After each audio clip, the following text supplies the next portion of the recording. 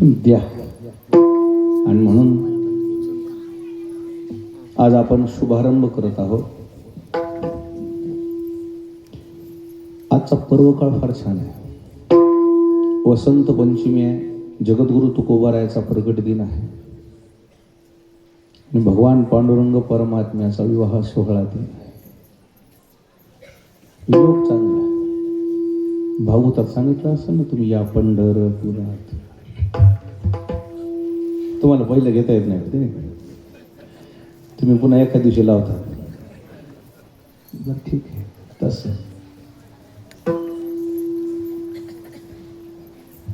फार सुंदर योग आहे. सेवेकरता घेतलेल्या अभंगामध्ये जगद्गुरु तुकाराम महाराजांनी नामस्मरणाचं महत्व सांगितले. पहिला दिवस आहे तिथं नामावर त्यांनी तो रूपावर.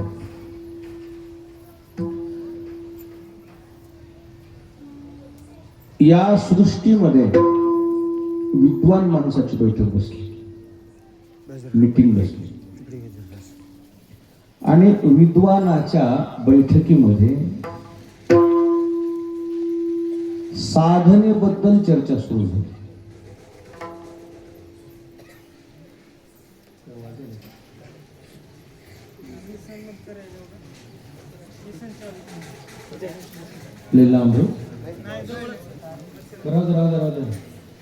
चारा म्हणजे महत्वाचं.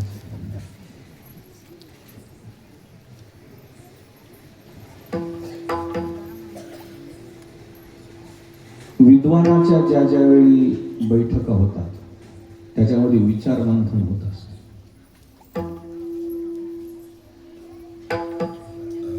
सामान्य माणसाच्या बैठका होतात ना, सामान्य माणसाच्या बैठकीमध्ये आणि विद्वानाच्या बैठकीमध्ये जमीन आसमानचा फरक आहे. सामान्य माणसाच्या बैठकीमध्ये मीटिंग मध्ये काहीच हाताला लागत नाही. सरती शेवटी त्या कधी कधी ते मीटिंगाचं रूपांतर भांडणात होतं. असं बरंच बघितलं असेल तुम्ही कुठं. मीटिंग भरली, कार्यकर्त्याची तुंबळ हाणामारी म्हणून पेपरला आलं. दुसऱ्या दिवशी कार्यकर्त्याला भेटले, काय झालं? तुंबळ हाणामारी. आपल्या मीटिंग मध्ये विचार प्रगल्भता नसते. सामान्य माणसाचे विचार सामान्य असतात. मोठी माणसं विचार प्रगल्भतेचे असतात, मोठ्या मनाचे असतात, मोठ्या विचाराचे असतात. छोटी माणसं शॉर्ट माइंडेड असतात, छोटे विचार असतात. उंची लोक उंची पसंत. आणि मला एक कळते, मोठ्या लोकांचं वैशिष्ट्य सांगतो तुम्हाला. सिंपल लिव्हिंग, हाय थिंकिंग, साधी राहणी आणि उच्च विचार, हे मोठ्या लोकांचं वैशिष्ट्य. विद्वानाची बैठक बसली. त्या बैठकीमध्ये विचार मंथनाला सुरुवात झाली. सत्ययुगापासून कलियुगापर्यंतच्या साधनेबद्दल बोलायला सुरुवात झाली. सत्ययुगामध्ये, त्रेतायुगामध्ये, द्वापार युगामध्ये आणि कलियुगामध्ये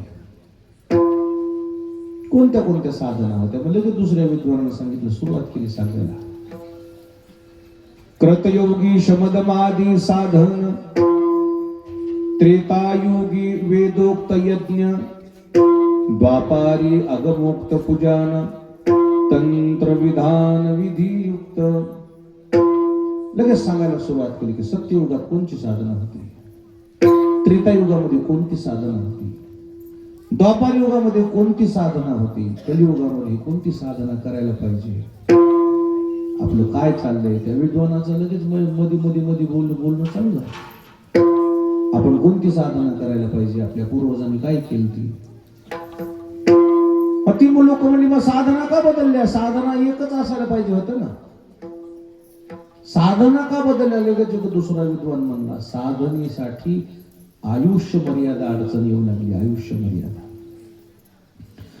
सत्ययुगातल्या लोकांना 1,00,000 वर्ष आयुष्य होतं.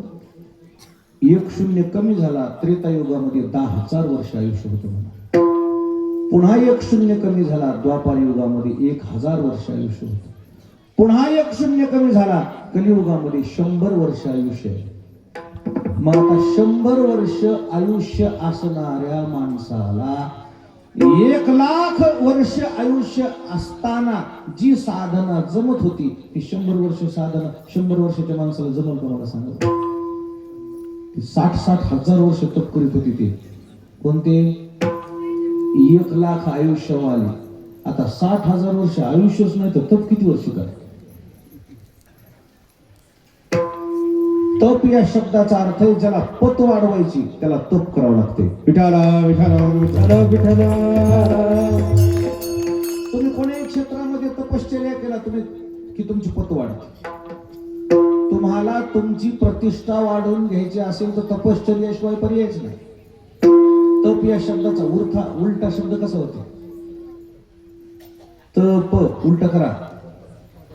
पत म्हणजे तप केलं ते काय होतं पत वाटत. पत म्हणजे काय घरात एकमत पाहिजे शेतीत खत पाहिजे सांगा. आणि गावात माणसाची काय पाहिजे पत पाहिजे पत. आणि म्हणून शहाण्या माणसानं कधी गावात लक्षात ठेवायचं एक शब्द माझा ऐका. गावात 2-3 तरी किराणा दुकान असतात का नसतात. 2-3 किराणा दुकान असतात. कोणत्याही किराणा दुकानाकडे आपले 500 रुपये कधी राहू द्यायचे. कधी आपले 500 रुपये त्याच्याकडे राहू द्यायचे का. कधी जर सोयरे राहिले आले महाराजा गिराजा आले गिराजवळच म्हणलो महाराज गुणीजन कोणी आले तर त्याला जर म्हणलं पाण्याची बाटली आण तर त्याला पैसा काढून द्यायची गरज पडली पाहिजे. नाही त्या दुकानदाराला सांग अण्णाने सांगितले पाण्याच्या बाटली द्या. त्या सांग म्हणलं की त्या माणसानं केलं की म्हणू नये कोण अण्णा मला माहित नाही. कोण सांगितले बाटले अण्णानं सांगितलं हे बाटले घेऊन जा. ते गेलेला माणूस मला पैसे विचारणार त्याचेच माझ्याकडे पैशाचे. बरेच मोठे मोठे लोक उधारी करून ठेवतात किराणा दुकानदारावर.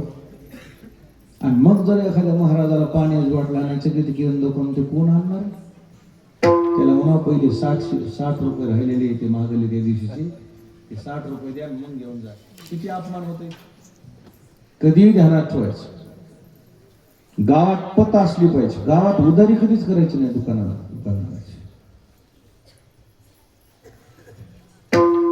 गावात पत पाहिजे माणसाची. प्रतिष्ठा इतकी गावात पाहिजे की लहानातल्या लहान माणसाला बी आपले वाटले पाहिजे आपण आणि मोठ्यातल्या मोठ्या माणसाला बी आपण आपली वाटलं पाहिजे. हीच कमाई पाहिजे माणसाची. दुसरी काही कमवायचं नाही कमाई गावात. गावातल्या कोण्याही माणसानं कोण्याही कार्यक्रमाला आपल्याला सोडू नये. गावात कोणाच्याही घरी साखरपुडा असला तर आपल्याला अगोदर आमंत्रण यावं. इतकी पत पाहिजे गावात.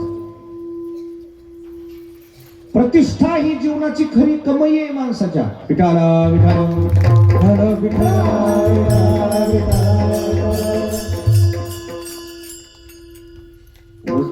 वजन पाहिजे गावाचं वजन. गावामध्ये इतकं वजन पाहिजे. ह्याच बाया जर बोलू लागल्या आपण नुसतं उठून उभं राहावं बायाकडे बघावं बायानं गपच व्हावं ही इतकी पत पाहिजे. काही गावात माईकवर बोलणारा नादिक माणूस असतो.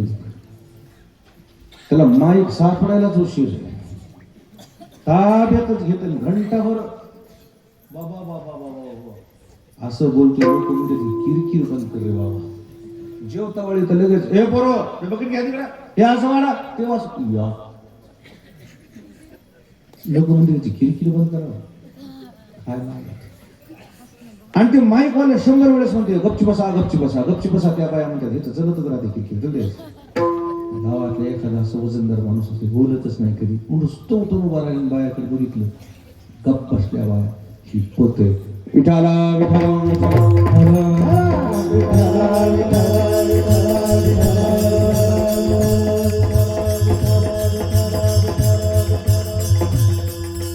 कर्तृत्वाशिवाय कीर्ती होत नाही माणसाची. मला कर्म चिपळे वाजू नका अण्णा पलीकडे स्टेजवर ठेवा जेव्हा गरज आहे तेव्हाच घ्या स्टेजवर. तुम्हाला काही कर्तृत्व करावं लागेल ना. त्याशिवाय तुम्हाला तपश्चर्याशिवाय तुमच्यात वजन कुठून येईल. हे वजन काय रिचार्ज करता येते का नांदेडला जाऊन आणता येते विकत. वजन वजनच असते. वजन वाढविणं वेगळं आणि वजन होणं वेगळं. नाही समजलं तुला. खाल्लं की वजन वाढते, कच्चच तर राहायचं बटाटे. खाल्लं की वजन वाढते. मग वजन वाढलं नाही, वजन पडलं पाहिजे. गावात वजन पडलं पाहिजे. गावात तुम्ही दिसल्यावर 4 लोक तुमच्या जवळ जमा हो, ही तुमची पत आहे. विठाला प्रतिष्ठा ही जीवनाची महाराजाची माणसाची खरी कमाई आहे. कबीरा जब हम पैदा हुए हम रोए जग हसे ऐसी करनी कर चलो हम हसे जग रोए. ही प्रतिष्ठा आहे. नाही तर काही काही माणसं त्याच्या मातीला पण नाही हो. जावाई भाऊ हे काय करतील नाही हो. माणसं जनावर मेलं काय, माणूस मेलं काय का आहे नाही, कोणी रडापड्या नाही, काय नाही, बरं झालं खिडकी तुमची. गावात चूल पेटू नये. गावात चूल तुमच्या जाणीनं गाव हळहळ करावं. लहानातला लहान आणि मोठ्यातला मोठा माणूस धड धड धड धड रडावं, डोळ्याला धारा लागो. ही तुमची प्रतिष्ठा आहे. विठाला विठाला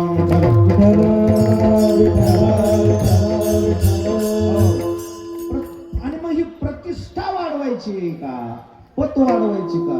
तपश्चर्या करा. बिना तपश्चर्याची काय वाढत नाही? प्रतिष्ठा वाढत नाही, पत वाढत नाही. आणि म्हणून सत्ययुगामध्ये प्रतिष्ठा तपश्चर्याला म्हणतात. केली असती तपश्चर्या कधी बी. टाइम इज मनी.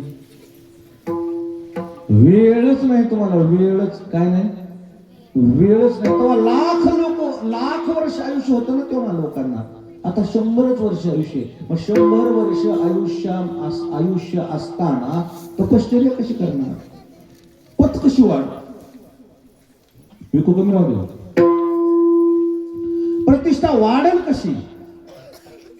तर त्याच्याकरता सगळे लोक म्हणले की बुवा आता त्या काळात होती बुवा तपश्चर्या, आता नाही, आता अडचण नाही, आता वय कमी आहे, आयुष्य कमी आहे.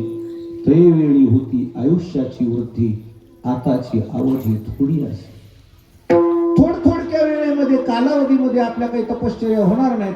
मग बसलेली मंडळी म्हणू लागले मग आता या कमी कालावधीमध्ये माणसाने काय करायला पाहिजे?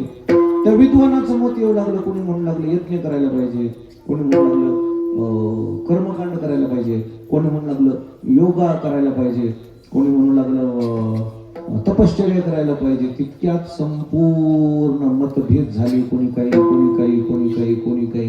तुकाराम महाराज मीटिंगला हजर होते. आणि मग त्या बैठकीमध्ये विचार मंथन सुरू झालं की काय करायला पाहिजे. माणसाजवळ तो वेळ नाही. अशा कमी कालावधीमध्ये काही हाताला लागल का, काही साधना करता येईल का, अशी शहानिशा झाली, चर्चा झाली. त्यावेळेस जगद्गुरु तुकाराम महाराज उठले आणि जगद्गुरु तुकोबारांना सांगितलं आता या युगामध्ये देवाच्या नामस्मरणाशिवाय दुसरं काही करायची गरज नाही. कलियुगी उद्धार हरिच्या नामे, कलियुगी उद्धार. टाळ टाळ हरिच्या नामे, कलियुगी उद्धार.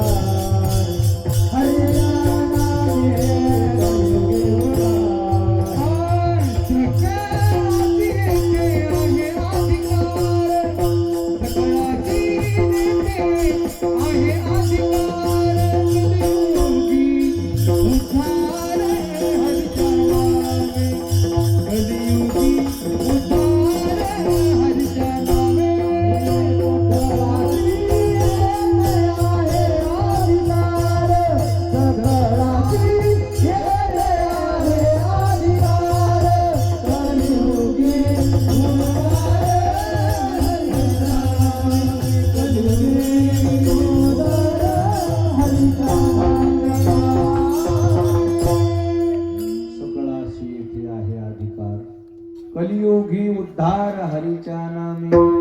तुकाराम महाराजांनी सांगितलं नामस्मरणच फक्त आता कलियुगातल्या लोकांना तारणार आहे. कोणत्या साधना समाजाच्या करणं होणार नाही. खरं सांगा बरं, कोण साधना करीत बसेल? आता जर तुम्हाला देवगावातल्या लोकांना मंडळ चला नर्मदा परिक्रमाला जाऊ, कोण तयार होईल? किती महिने लागतील? 3-4 महिने लागते. किती किलोमीटर चालवतो दररोज? दररोज किती किलोमीटर चालायचं? 50 किलोमीटर. कोण कोण तयार आहे? शेताला गाडीवर चालणार, शेताला गाडीवर चाललात नवल नाही. सकाळी सकाळी गाडी लागायली तुम्हाला, पाणी लावायला शेताला नाही, दारं धरायला. रोजानं जाणारी माणसं गाडीवर चालली. काही काही रोजानं जाणाऱ्या बाया तिघी बसायला गाडीवर. गाडीला नेऊन सोडत असताल तर आम्ही येतो म्हणत नाही, ते येईनच. इकडचं मला माहित नाही. इतकी माणसं आळशी झालेली प्रदक्षिणा करतील. आणि ती किती महिने? हे पंढरपूरला आल्या बारच सोडाय घरला यायला ते झालं. हे तिकडं 3 महिने लेकरवाळा सोडून राहत होते. एकादशच्या दिवशी उठ बसायले. हे झोपणार आहे, झोपच येणार, नवीन झाल्यावर झोपच येत नाही. बसल्या झोप की रे येड्या, उद्या 12 आहे. मला लेकरो बाळा पाय त्याला बसलेले जशाला तर शेती सर असले ना पंढरपूरला गेले होते. दुसऱ्याला ताप विठाला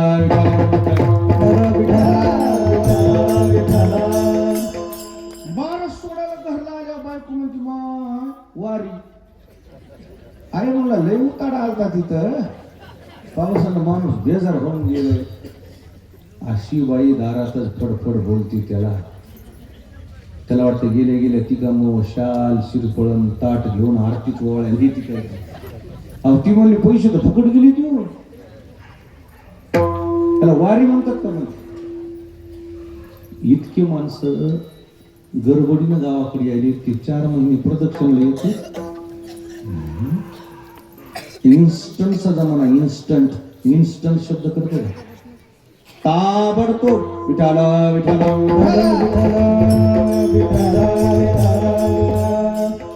मांडी घालून जेवायला तयार नाहीत लोक. कसं जेवायलेत नांदेडमध्ये? कसं बुट घालून कसं जेवायले? कसं जेवायले तरी एक जण मला सुशिक्षित आहे, ते बुट घालून जेवते. इंगळे महाराज आलते का तेव्हा देगावला? आलते. ते म्हणले बुट घालून जेवते तोपर्यंत सुशिक्षित आहेत. मला कसं वाटलं ना, ज्या दिवशी बुटात जेवते त्या दिवशी पळतच जेवायले. त्याचं नाव आहे फास्ट फूड. Fast food. आणि मरायला बी फास्टच. मग ह्याला सगळंच लवकर पाहिजे ना, सगळंच गडबडीनं पाहिजे ना. मग आयुष्य तरी काय ना घेता वाढवलं. आयुष्य बी लवकर संपवलं. 100 वर्ष कोण जगायला मला सांगा. असे बरेच बाप आहेत. अभागी शब्द जाणीवपूर्वक वापरलाय. असे बरेच वडील आहेत अभागी, पोराच्या प्रेताला खंदा द्यावा लागलाय. असे बरेच बाप आहेत. पोराला खंदा द्यावा का पोराला खंदा द्यावा? पोराला खंदा द्यावा का? बाप मेलेऊन गेला होते त्या दिवशी. काय जगू म्हणते, कोणाकडे बघू आता? एकुलती एकच पण. कारण काय? Fast food. गाड्या इतक्या फास्ट, बाबा बाबा बाबा, इतक्या गाड्या फास्ट. 2-3 तरी गिराईक आम्हाला रोजच सापडतात. आम्हाला पुढे जाऊ देत नाहीत. तू मोठा, तुझा बाप मोठा, तुझा आजा मोठा, तू खानदान, मी खालून गाडून जाऊ दे म्हणून. आपण गरीब माणसं आहे तर ती मोठा माणूस आहे. पुन्हा आम्हाला हॉर्न वाजवायला कसं वाटलं? नंबर धंदा आहे. कोणासंग खेळावं हे बी कळलं ना. त्याला ही आमची गाडी ऐकते मोटरसायकल. इतकी पुढची पिढी गडबड गडबड गडबड गडबड गडबड. त्यांचा दोषच नाही, त्याच्याकडे लयच आयुष्य कमी आहे, आत्तीच वेळ कमी आहे. आता तर एक नवीन पिढीचं असं निघालंय, रात्रीतून श्रीमंत व्हावं येते. रात्रीतून श्रीमंत होण्याकरता ते अनेक माध्यम निवडले. काही करायलेत मोबाईलवर, ह्याच्यावर त्याच्यावर, काही करून बघायले. बऱ्याच लोकांनी आमच्या इकडे 2-2 एकर रान विकले. रात्रीतून श्रीमंत व्हायच्या नादात म्हणायचं. श्रीमंत तर झालेच नाही, पण काय होऊन बसले तुमच्या इकडचं मी अजिबात सांगणं नांदेड.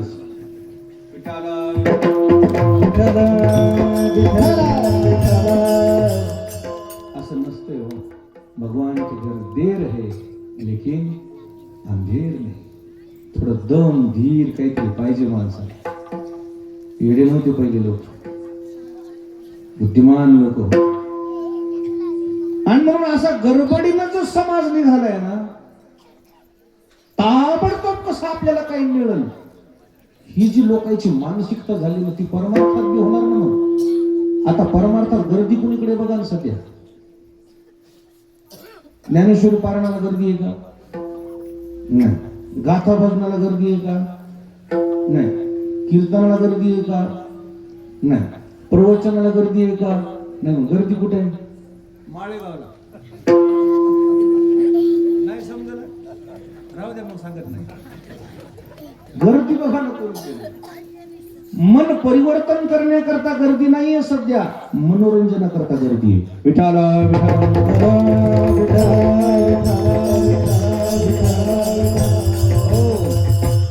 कधीतरी आपल्याला असाही विचार करावा लागेल की आपल्याला आपण उदरनिर्वाह करता आलेलो नाहीये, आपण उद्धारा करता आलेलो. उदरनिर्वाह तर ढोरवासरही जगत आहे, केवळ जगण्याकरता आलेलो नाहीत. आपल्याला उद्धार करून घ्यायचा आहे, उद्धार. आणि त्याच्यासाठी आपल्याला साधना करायला लागणार आहे. आणि साधना 1-2 दिवसात होत नाही, त्याला काळ जावा लागतो, काळ. विठाला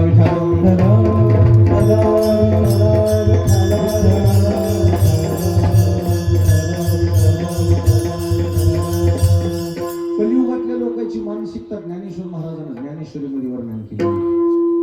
एक ओवी सांगतो. देखे रोगा ते जिनावे,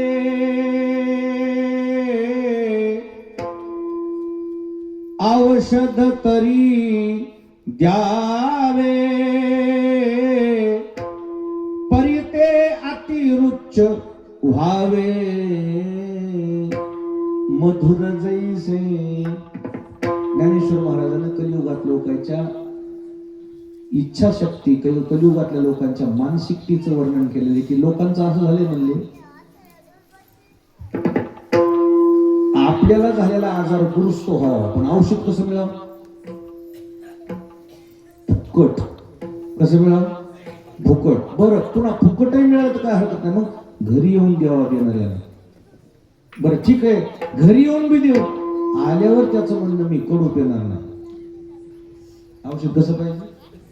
गोड पाहिजे. म्हणजे ही मानसिकता ज्या कलियुगातल्या लोकांची आहे ना, त्या कलियुगातले लोक तपश्चर्या काय करणार आहेत? काय तो कुवाराची भाषा सांगत तुम्ही. सुलभ बहुता गोडवा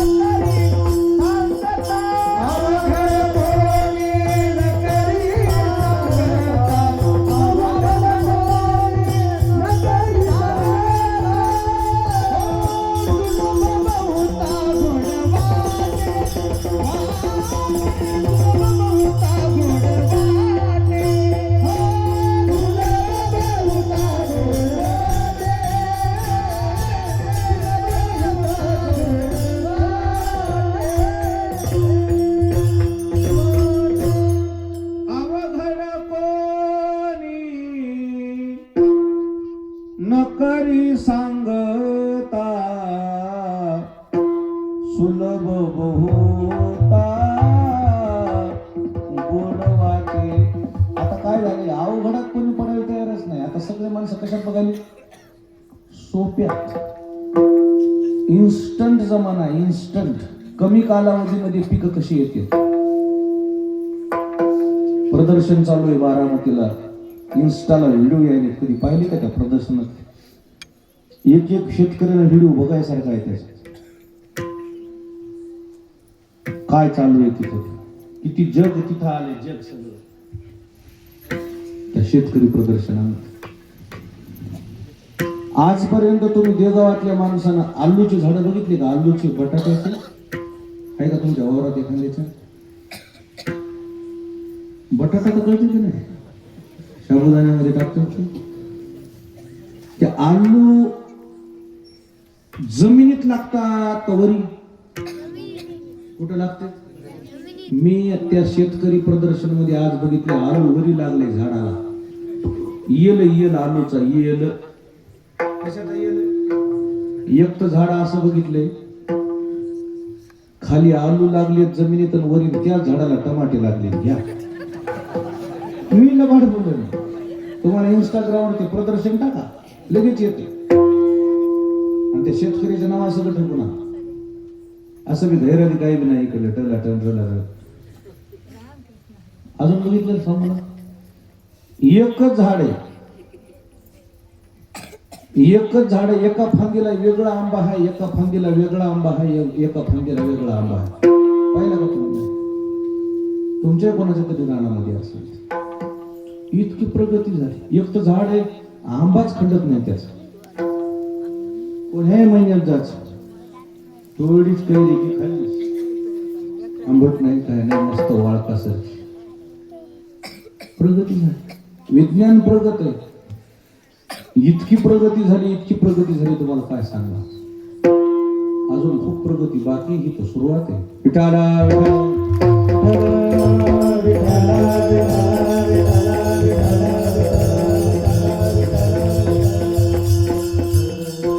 गडबडीचे माणसं झाले, ताबडतोब फळ पाहिजे, ताबडतोब. आज पेरलं की उद्या खाला या वाटायला लोकांना. इमानदारीने असे झाड निघालीत का नाही सांगा आंब्याची. यंदा लावायचे, यंदाच आंबे आले का नाही तुमच्या गावात झाड? मी पाहिलेत म्हणलं तर. झाड आणतानाच आंबे हेत म्हणलं त्याला तर कास खालीच वासरू. गाय नाहीच, गाय सगळं. हो, विठाला विठाला विठाला.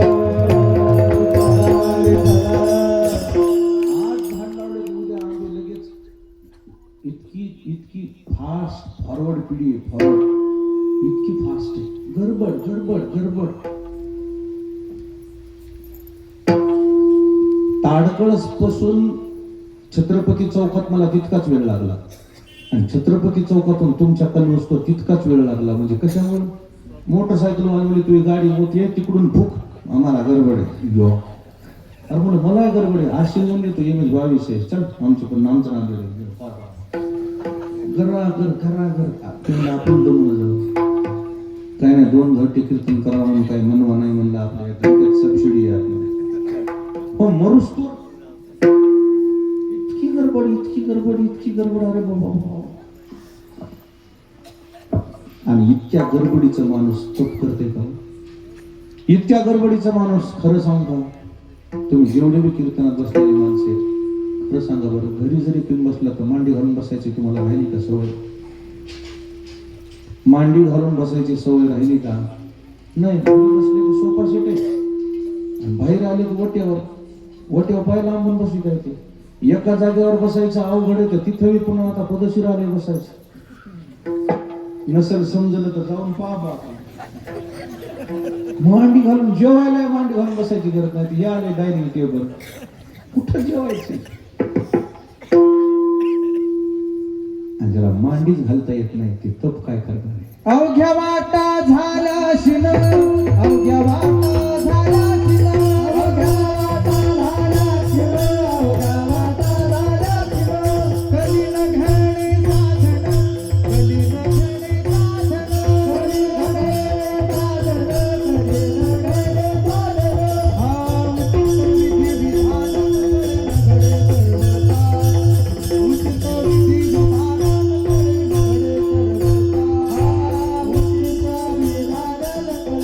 Thank you.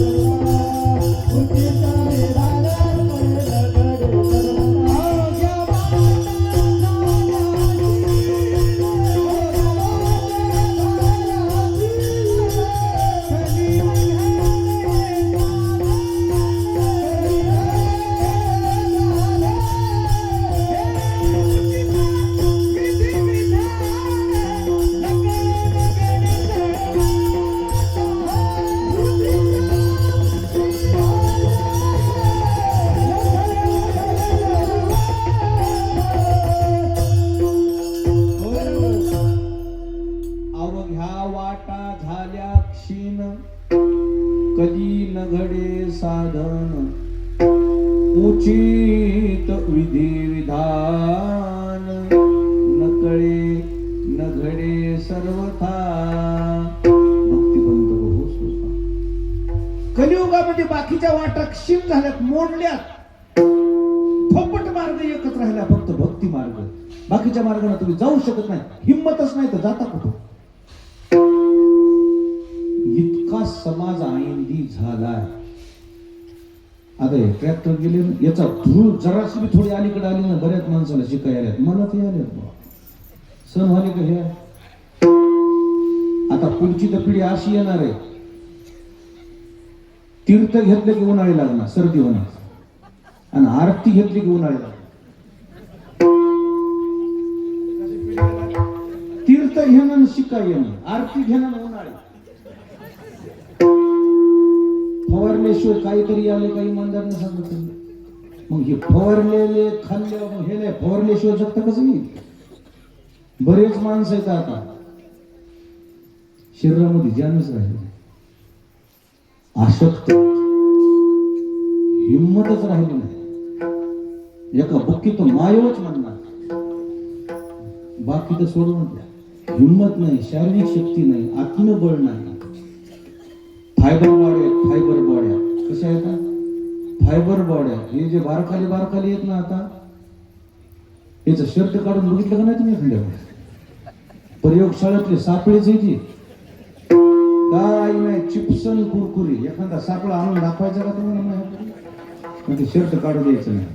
लपलं बघा, त्या लपलं ते साऊंडच्या मागे. भानगडी खातच नाहीत ते.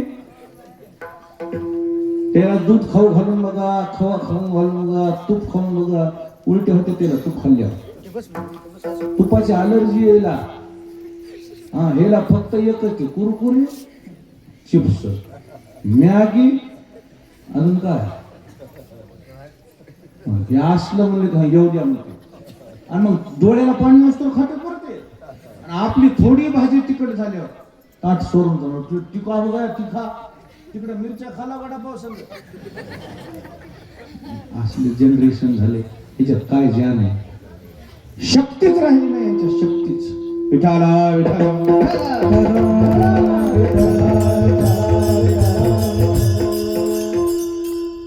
हेला जर एखादा माणूस म्हणलं तुला हे बुलेट देतो, फक्त नांदेडापासून ढकलीत नाही, फुकटच देतो.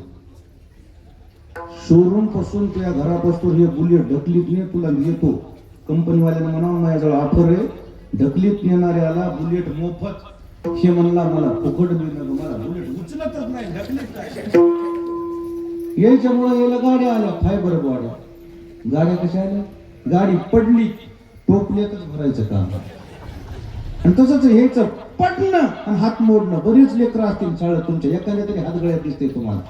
कुठं पडे? जागेवर पडे. त्या असल्या फायबर बॉड्याच्या तप काय होणार आहे? तपश्चर्या काय होणार आहे? आणि म्हणून साधू संतांनी सांगितले की आता या अवघड साधनेत पडण्यापेक्षा एकच साधना करायची, फक्त भगवंताचं नामस्मरण. विठाला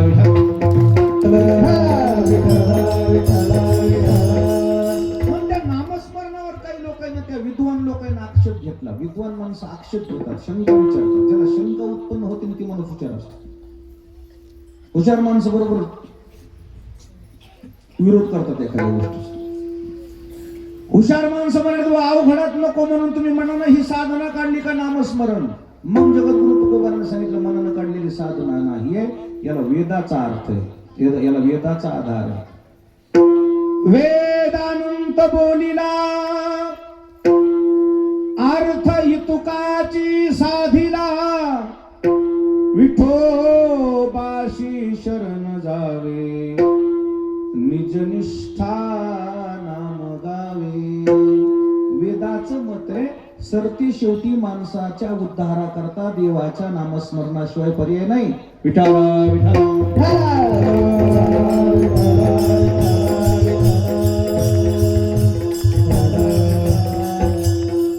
तुम्ही हरिपाठ बघा ना. चहुवेदी जाण शाही शास्त्र कारण अठरा हे पुराण, परशिवादी शाबास शाबास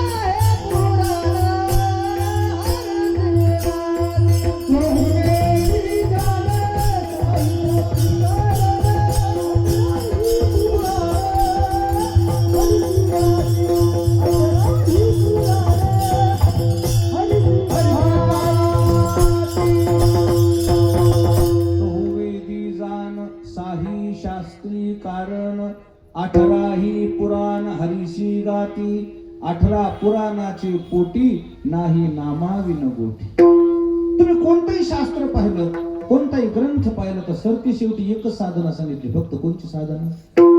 नामस्मरण. मग काही विद्वान माणसं म्हणली मग पहिलं या नामस्मरणात एवढं बळ नव्हतं, आता कसं वाढलं? बळ पहिलंच होतं, फक्त आयुष्य जास्त होतं म्हणून ते दुसऱ्या गोष्टीच्या लोक नादी लागली होती. यज्ञ करायचा, आता हे जमत नाही.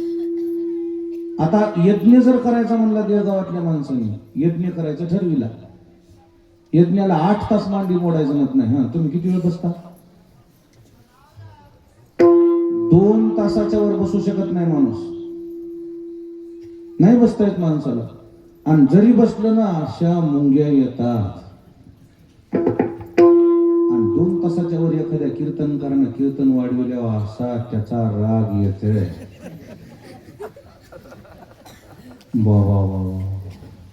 आणि तरी ते कीर्तनकार म्हणतात मला अजून अर्धा तास पाहिजे होता, जीव घ्या जीव आणि माती करूनच जायचं.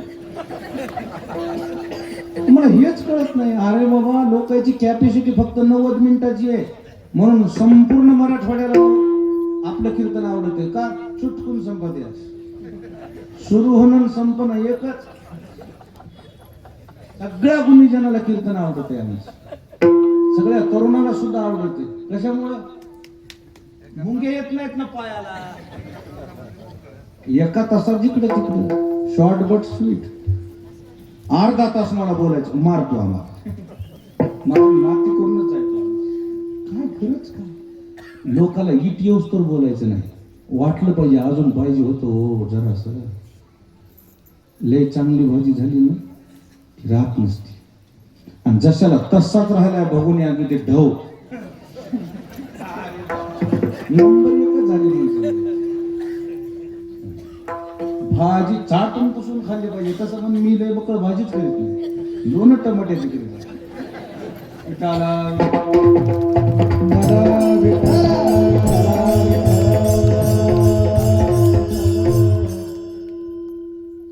आणि लोकांमुळे कॅपॅसिटीच नाही, कॅपॅसिटीच नाही. माझं तर वैयक्तिक मत आहे अण्णा, तुमच्या पत्रिकेवर 9 ते 11 करा, मी का पुढच्या वर्षी कमी करा, 8 ते 10 करा, त्याच्या पुढच्या वर्षी 7 ते 9 करा.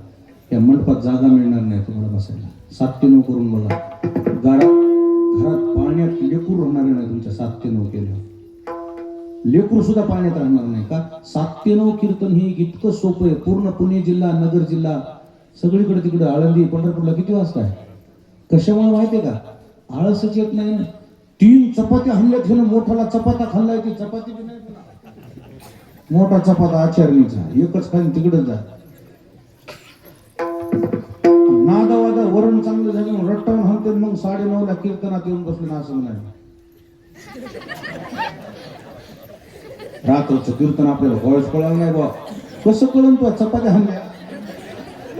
आधी कीर्तन आणि मग जेवण ठेवा. अगोदर कीर्तन, अगोदर भजन आणि मग भोजन. बघा सत्याला रंगत कशी येते. भागवत करायला 1 तास आधी आवरायला लावायचा, 11ला चालू करायचा. आपण लय बेजार काय लावायचे, झुंकून निघून जायचं घरला, निघाले सकाळी फ्रेश. आणि 7 ते 9 जर कीर्तन जर आले ना, अक्षरशः इतका आनंद वाटते. गोरज मुहूर्त असते, गोरज गाई नेमक्या झाडाला आलेले, त्या गोरज मुहूर्तावर लग्न बी कसं वाटते. आणि 12:30चं बापा बापा 13वीच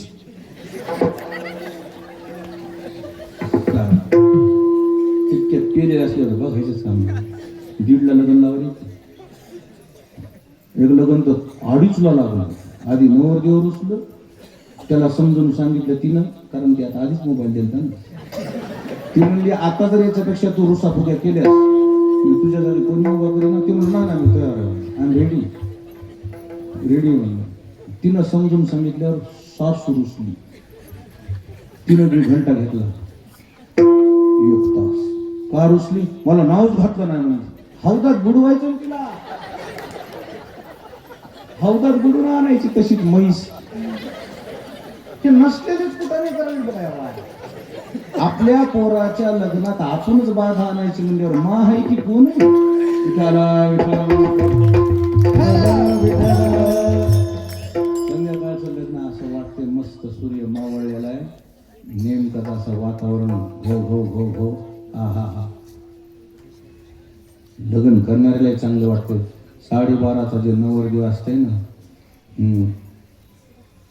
विठाला विठाला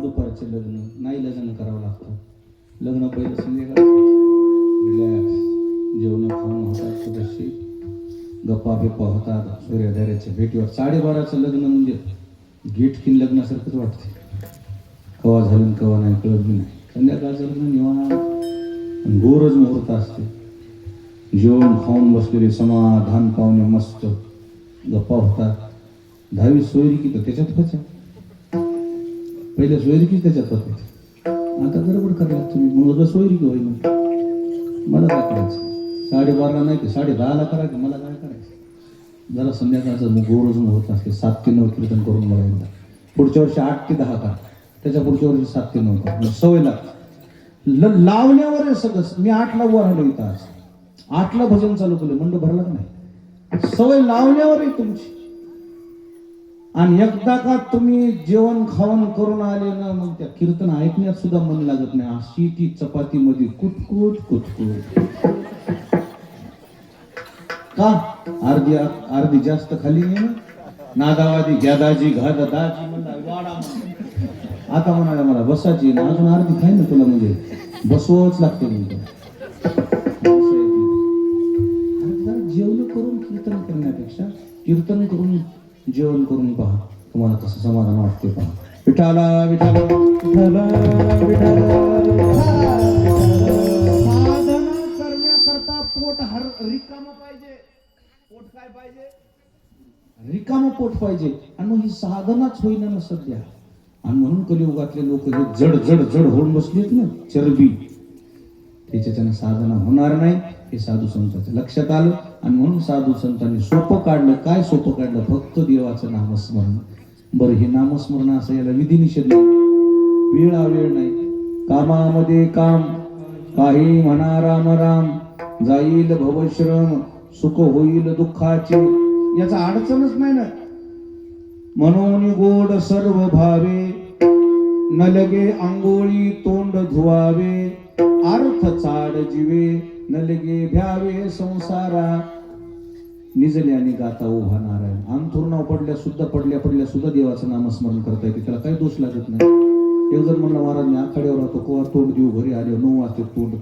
तोंड धुतोवर पारशाने कसं घेऊ पारशाने जमते देवाचं भजन त्याला काही दोष लागत नाही अडचणच नाही बाकीच्या कोणत्याही साधना करायच्या तर निदान स्नान तरी करावं लागतं ना देवपूजा करायची म्हणजे तरी स्नान करावं लागतं पारशाने कशी देवपूजा करावं नामस्मरणाला कुठं स्नानाचं बंधन आहे एक जण म्हणला महाराज मंदिरावर जेवण भजन करावं लागते आखाड्यावर करी दादा हर्या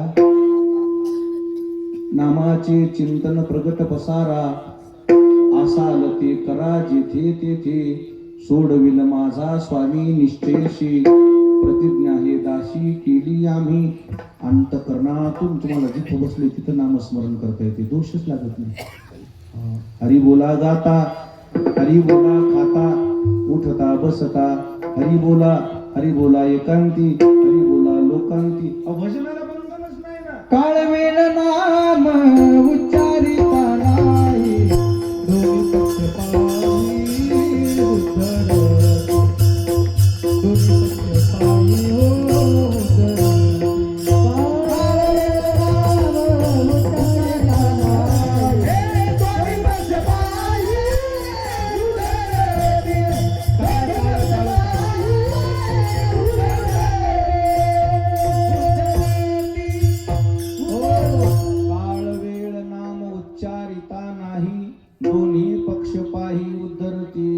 भजनाला अडचणच नाही ना. परळी वैजनाथ कळतं, 12 ज्योतिर्लिंगापैकी एक आहे. एक आमचा भजने आहे,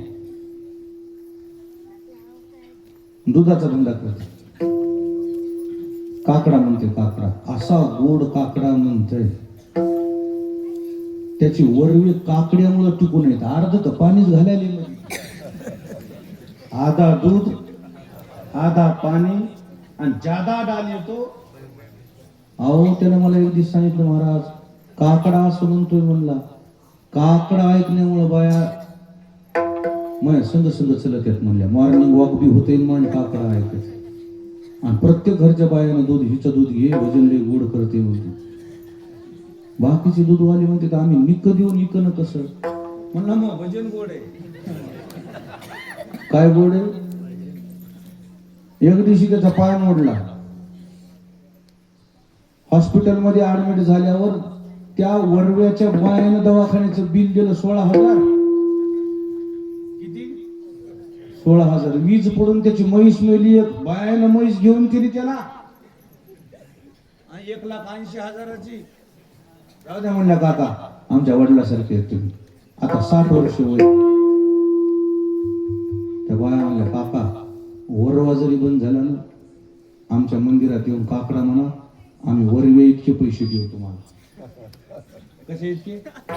वरवे इतके पैसे देऊ, फक्त आम्हाला तुमचं काय आवडतं? भजन आवडते. महाराज त्याचं लय मस्त चालायले. महाराज एकच म्हैस होती म्हणला, आता माझ्याजवळ 7-8 म्हशी झाल्यात. हो नंबर 1 चाललंय म्हणला माझा. आता 60 वर्ष झाली तरी बी चालूच आहे. लुना आहे. आता बाया मला चार्जिंग वरली गाडी घेऊन देणार. कशामुळे? लुनाचा आवाज येऊ नये, फक्त मग भजन हिला ऐकावं वाटावं. अरे भजनानं गाड्या घेऊन गेल्या रे बाया, घेऊन गेल्या, पोट बी भरतय, उदरनिर्वाह होतोय, उद्धार बी होतोय. इतकी ताकद आमच्या भजनात आहे. हो तुम्हाला वाटेल,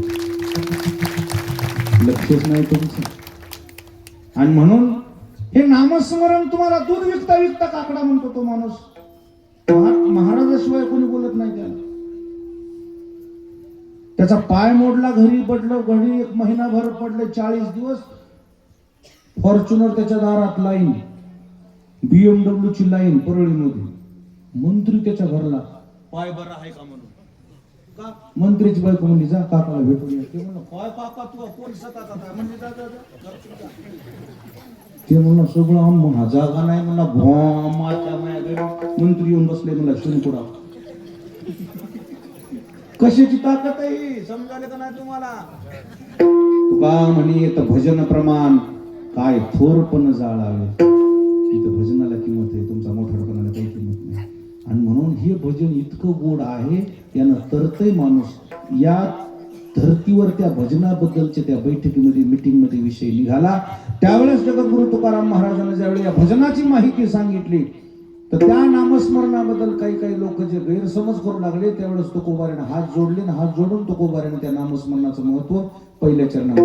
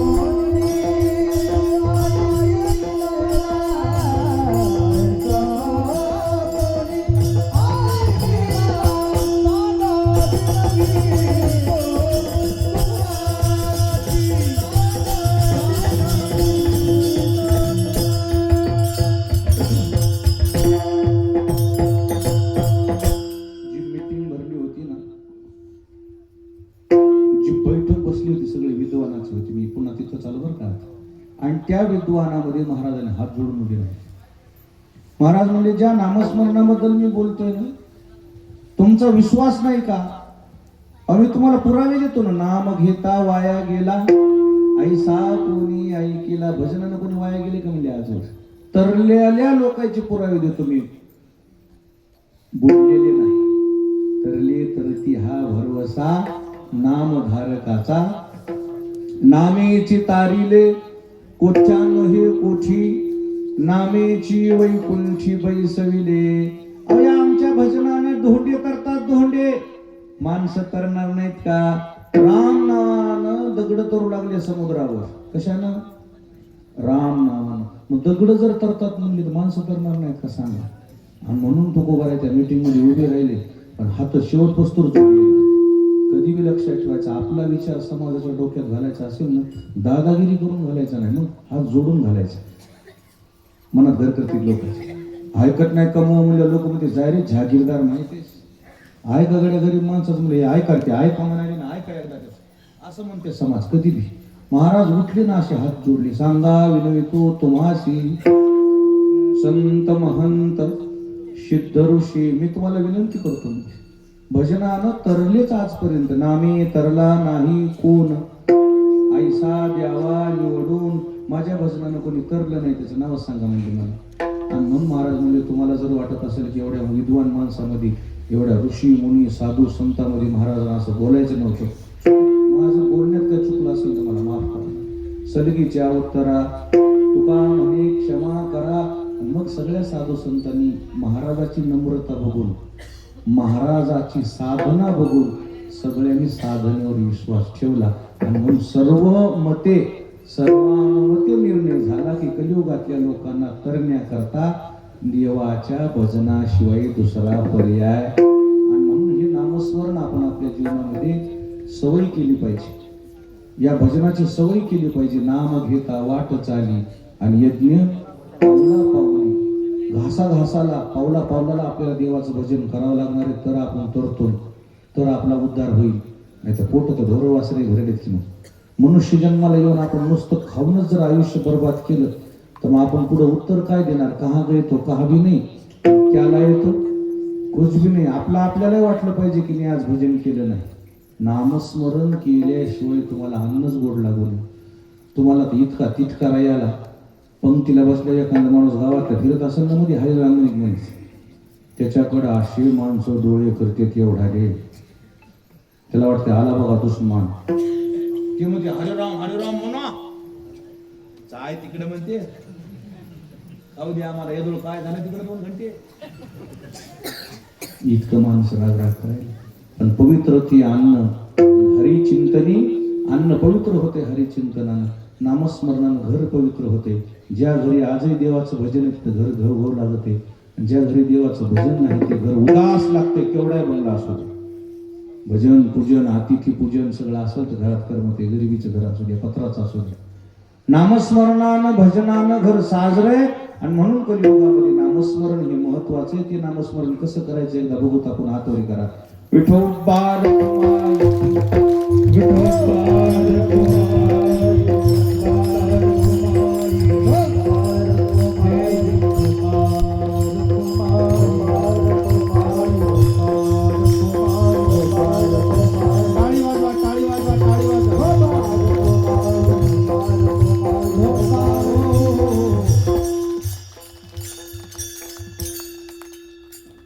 काय टाळी वाजवायलीत माणसं, पण रोजानं लावल्यावर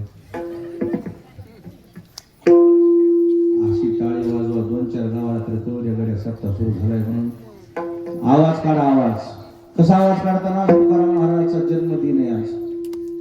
कसा आवाज काढतात? ज्ञानोबारायाच्या यावर्षी जन्मशताब्दीला सुद्धा 775 वर्ष झाली. असं भजन करा ज्ञानोबारायाचं, तुकोबारायाचं. दन दन दन दन भजन केलं की असं गावामध्ये आनंदाचं वातावरण तयार झालं. ज्ञानेश्वर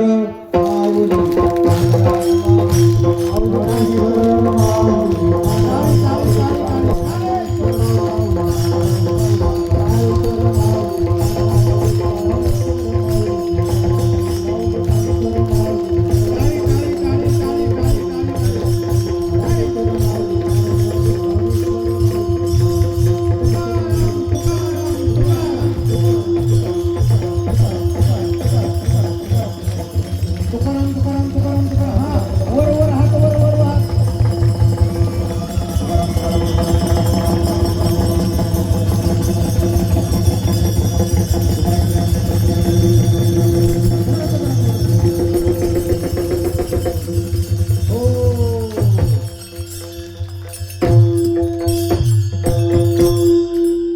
मनातून भजन केल्याबद्दल मनापासून धन्यवाद.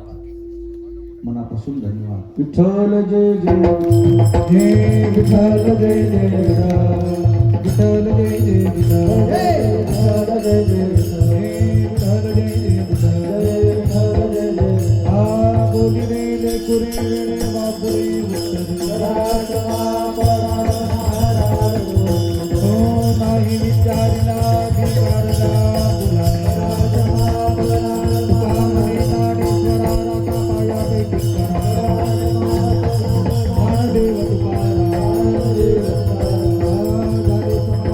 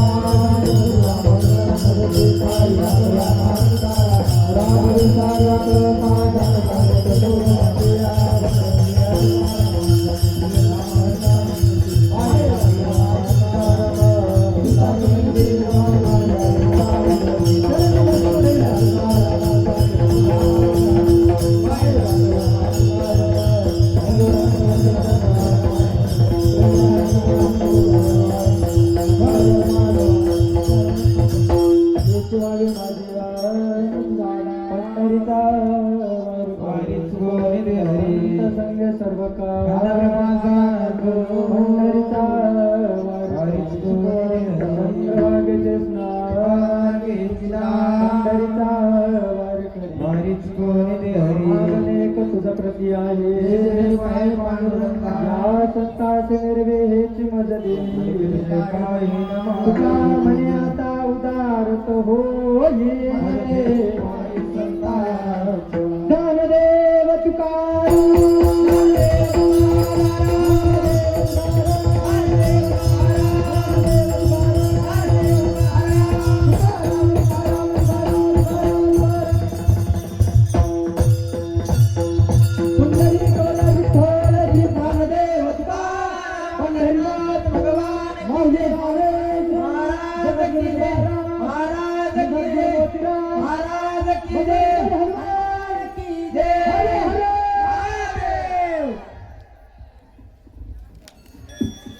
हॅलो.